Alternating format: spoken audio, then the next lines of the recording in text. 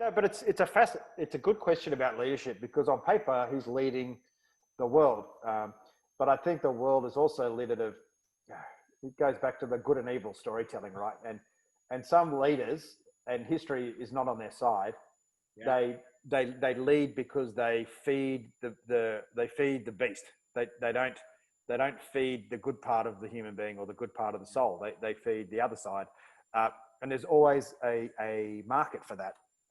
Completely. You know, fear is a motivator. It's a massive driver. I mean, you dive into Roman history and you look at the emperors. There's a good track record of that. You've got the dark ones in abundance, and you've got the ones like the Marcus Aureliuses that stand out as the light. You know, Absolutely. Let's move on, mate. I love this. We could dive into that, but let's move. I've got a couple of things I want to get through with you as well. Like, you know, we've been talking about, you know, peak performance. If there was 2 or 3 common roadblocks or misperceptions then that businesses could kind of streamline to become and have peak performing teams in the essence that you described them, what would those 2 or 3 things do? One, I think we already know loud and clear: debrief, regular debriefs, right? That's one. What other common, maybe a couple other common roadblocks preventing this idea of peak performance to happen? That you have to be doing a great job all the time. That we're doing a great job, we're a great team, we're doing great things. No, we're all right, we're doing good. No, everything's fine. It never is. And when I was never in business. I left school, became a fighter pilot, and then jumped straight into business, you know, in Afghanistan straight away. So I thought I better read some books about business.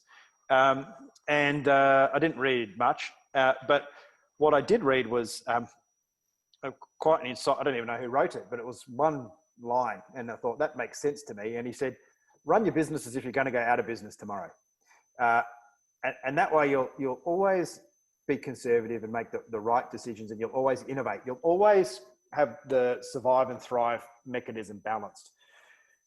So I think high performers understand that even though you're great, even though you're doing can you imagine if Usain Bolt said, "Look, I'm running faster than everyone except these 4 people, but that's okay. I'm still good. I'm in the Olympics. That's by any measure, I'm in the Olympics. That's freaking good." That's not a high performing team. That's a fantastically performing team. But the reality is a true high performing team is a gold medalist. That's what the phrase should be, because there's no other way to define a team of that level of performance in an organization. And whilst gold medalists and people who have, well, it's interesting, people who perform at that level do tend to be quite interesting characters, personality-wise. Their traits are exacerbated, but I often wonder if that's good that they're in the public eye, because deep down, like when you see documentaries or when you watch what they do, man, they grind it out. They're never happy with where they are. There's always a way to be better. So I think that to me is high-performing team, high-performing leadership. It's not a browbeating session. It's to understand if we're not doing well, that's okay. We're not doing well. So we're going to do some stuff to do better. And when we're doing better, we're going to celebrate the success. We've done well, but you know what? I reckon we can do even better. Why don't we just try and do even better? So it's just that mindset. And when we have a break, we're going to have a break.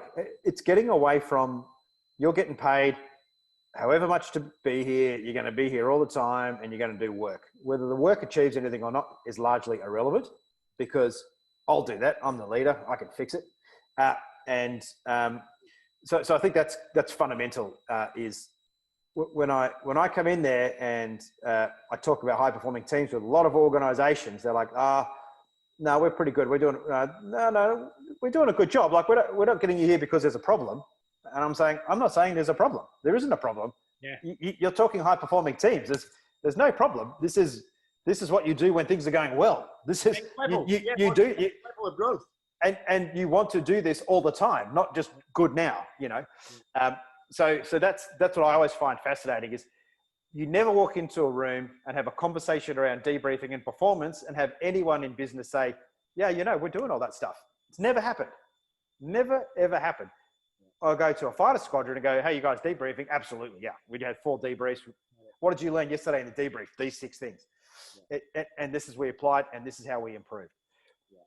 Very clear.